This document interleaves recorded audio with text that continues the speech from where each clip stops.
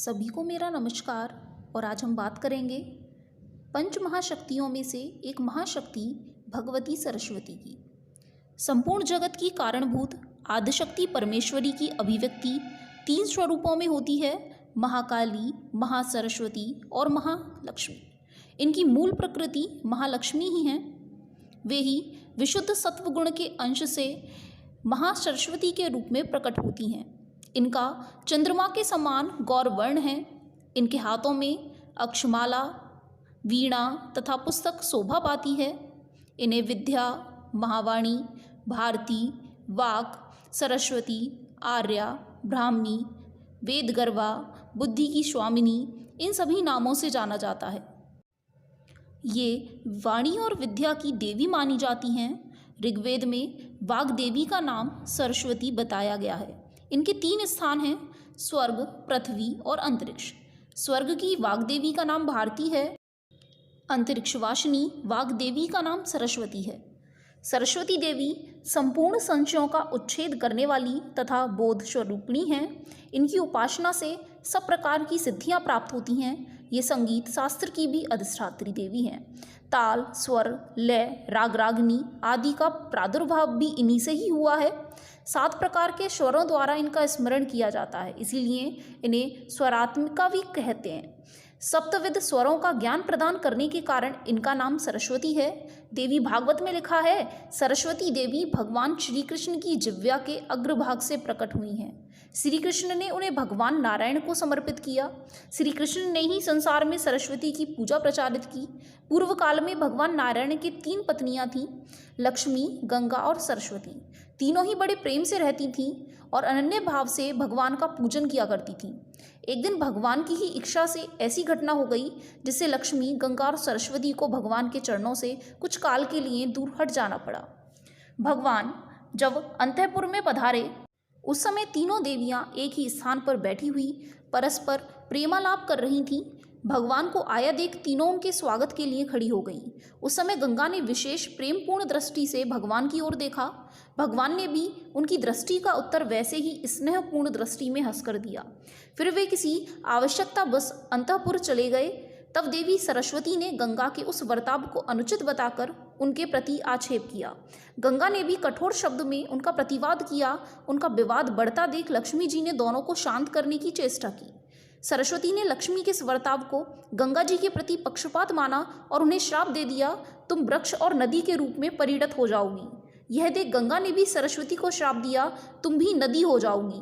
यही श्राप सरस्वती की ओर से गंगा को भी मिला। इतने में ही भगवान पुनः अंतःपुर में लौट आए। अब देवियां प्रकृतिस्थ हो चुकी थीं, वह प्रकृति में पहुंच चुकी थीं। अपनी भूल मालूम हुई और भगवान के चरणों से विलग होने के भय से दुखी होकर रोने लगी। इस प्रकार उनका सब हाल सुनकर भगवान को खेद हुआ। उनकी आकुलता देखकर वे दया से द्रवीभूत हो गए और उन्होंने कहा, तुम सब लोग एक अंश से ही नदी हो जाओगी, अन्य अंशों से तुम हमारे पास ही रहोगी।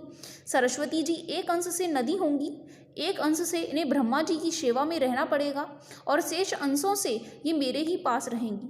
कलयुग के 5000 वर्ष बीतने के बाद तुम सबके शाप का उद्धार हो जाएगा। इनके अनुसार सरस्वती भगवान भूमि अंशतः अवतीर्ण होकर भारती कहलाई। उसी शरीर से ब्रह्मा जी की प्रियतमा पत्नी होने के कारण उनको ब्राह्मी नाम से भी प्रसिद्धि प्राप्त हुई। किसी किसी कल्प में सरस्वती ब्रह्मा जी की कन्या के रूप में भी प्रकट हुई और आजीवन कुमारी व्रत का पालन करते हुए उनकी सेवा में रहती रहीं। एक बार ब्रह्मा जी ने विचार किया कि इस पृथ्वी पर सभी देवताओं के तीर्थ हैं, केवल मेरा ही तीर्थ नहीं है। ऐसा सोचकर उन्होंने अपने नाम से एक तीर्थ स्थापित करने का निर्णय लिया और इसी उद्देश्य से एक रत्नमयी शिला पृथ्वी पर गिराई। वह शिला चमत्कारपुर के समीप गिरी और ब्रह्मा जी ने उसी क्षेत्र में अपना तीर्थ भी स्थापित किया। एकावर्ण में शयन करने वाले भगवान विष्णु जी की नाभि से जो कमल निकला जिससे ब्रह्मा जी का प्राकट्य हुआ, वह स्थान भी वही माना गया है। वही पुष्कर तीर्थ के नाम से ही विख्यात हुआ। पुराणों में उसकी महिमा गाई जाती है। तीर्थ स्थापित होने के बाद ब्रह्मा जी ने वहाँ पवित्र जल से पूर्ण एक सरोवर बनाने का विचार किया। इसके लिए उन्होंने सरस्वती नदी का स्मरण किया। सरस्वती देवी नदी रूप में परिणत होकर भी पापी जनों के स्पर्श के भय से छिपी छिपी पाताल लोक में बहती थी। ब्रह्मा जी के स्मरण करने पर वे भूतल में और पूर्वोक्त शिलाओं को भेद करके वहां प्रकट हुई। उन्हें देखकर ब्रह्मा जी ने कहा, तुम सदा यहाँ मेरे समीप ही रहो, मैं प्रतिदिन तुम्हारे जल में तर्पण करूंगा। ब्रह्मा जी का यह आदेश सुनकर सरस्वती जी को बड़ा भय हुआ। वे हाथ जोड़कर बोली, भगवान, मैं जनसंपर्क के भय से पाताल में रहती हूँ, कभी प्रकट नहीं होती, किंतु आपकी आज्ञा का उल्लंघन करना भी मेरी शक्ति के बाहर है। अतः आप इस विषय पर भली भांति सोच विचार करके जो भी उचित हो वैसी ही व्यवस्था कीजिए। तब ब्रह्मा जी ने सरस्वती के निवास के लिए वहाँ एक विशाल सरोवर खुदवाया। सरस्वती जी ने उसी सरोवर में आश्रय लिया और तत्पश्चात ब्रह्मा जी ने बड़े बड़े भयानक सांपों को बुलाकर कहा, तुम लोग सावधानी के साथ सब ओर से सरोवर की रक्षा करते रहना, जिससे कोई भी सरस्वती के शरीर का स्पर्श ना कर सके।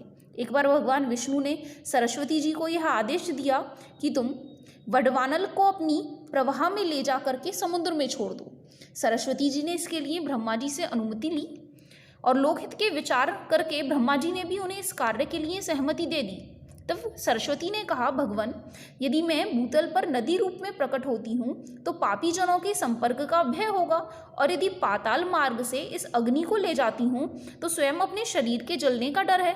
ब्रह्मा जी ने कहा, तुम जैसे भी सुगमता समझते हो उसी प्रकार उस कार्य को करो। यदि पापियों के संपर्क से बचना चाहो तो पाताल के मार्ग से जाओ और भूतल पर प्रकट ना होना। साथ ही यदि तुम्हें वडवानल का ताप असहनीय हो जाए, वहाँ पृथ्वी पर नदी रूप में प्रकट भी हो जाना।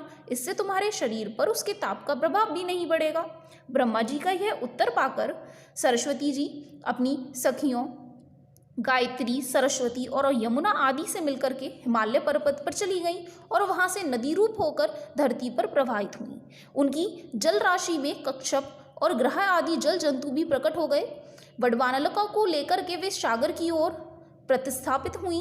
जाते समय वे धरती को भेद कर पाताल मार्ग से ही यात्रा करने लगी।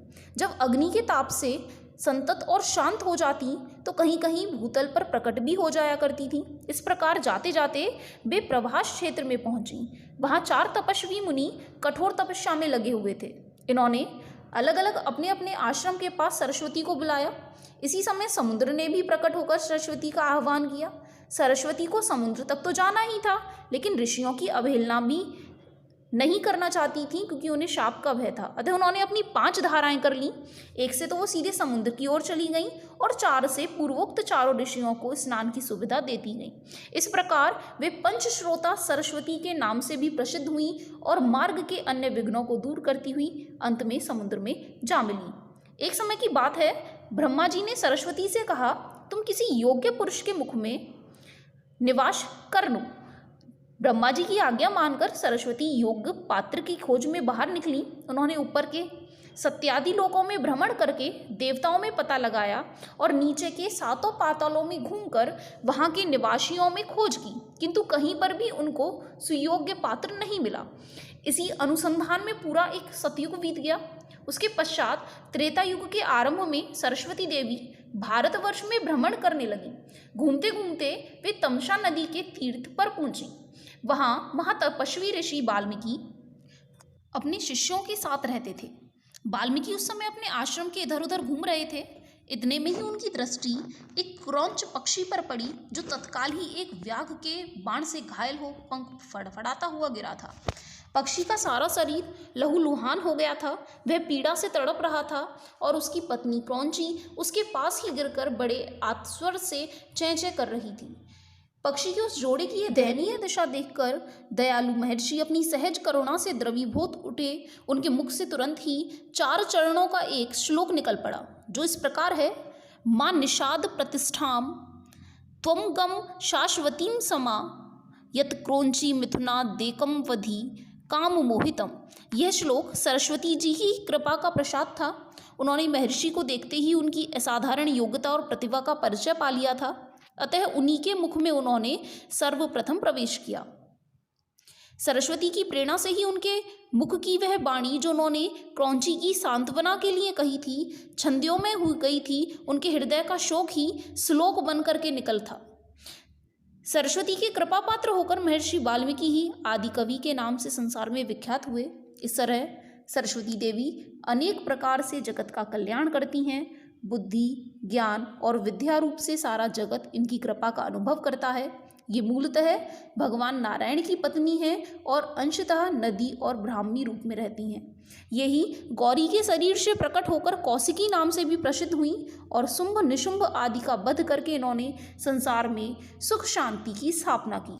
जितना हम दे सकते थे उतना हमने देने की कोशिश की। इसी के साथ महाशक्ति महासरस्वती को सत सत प्रणाम।